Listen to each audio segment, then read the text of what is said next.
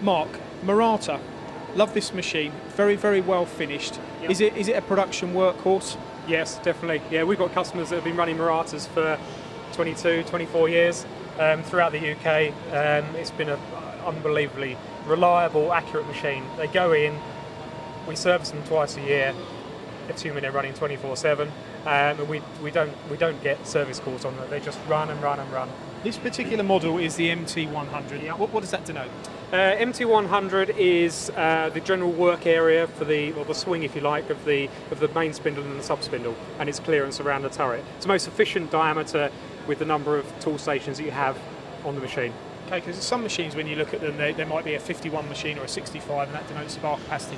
What is the size of the bar you can run on this bar feeding through this machine? So on the MT100, it's 50.8. They will do an option for a larger billet size. If you want to go bigger, then we do the MT200, which is 65mm bar capacity with the option of 80 on an A28 spindle nose.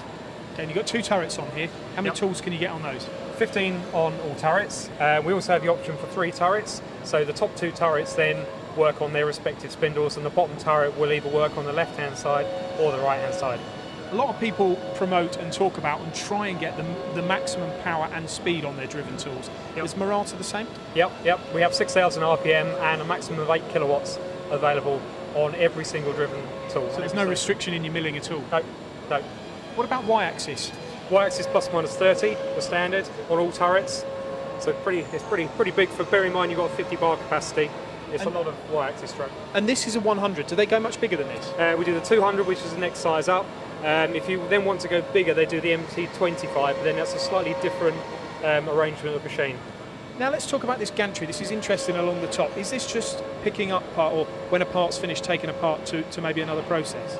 Yes, if you have it just as the unloader option, then it will take the part from the sub spindle, and you can then transfer it to maybe a third-party handling system, a robot, or it could go into maybe a heat treatment tunnel or an air drying tunnel, dewatering tank. So the idea is that if a customer is running for lots of hours unmanned, we can add some sort of automation, which could be packing, and the process that leads to the packing operation.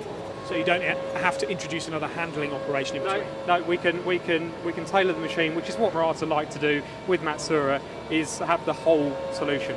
What about the size of the part that you could put in that gantry and move, the weight, the diameter? Is there any restriction there? Because it's a 51mm bar capacity, then the loader is designed to work around that bar size. So it's a 51 diameter by 120 long, and I think it's around about 2 kilos that you can take through the unloader. If you want to go bigger, let's say for argument's sake you're billet loading, then we wouldn't use the loader, we'd have the full-blown gantry, which can then work up to 120 diameter, I think it is, by 60mm long. So you're loading this machine here with a bar feed, but what we are saying is you could have a gantry where you can load billets and take billets out. Yes, you can configure the machine to your workpiece. So if you're a billet working company, we can load billets, we can process them in the machine tool, and we can output a billet finished. Cycle times is often a big factor on machines like this when you're looking to win an order. Is it a fast machine? Does it compete in those areas? Oh yeah, definitely. Yeah. And obviously, because you have the 2 turrets, you can use the bottom turret for balanced turning operations. If you need to be using the bottom turret for work support loop with the centre, you can use that in turn with the top turret. Obviously, with 3 turrets, there's an awful lot going on, so you can be milling and turning on both spindles at the same time.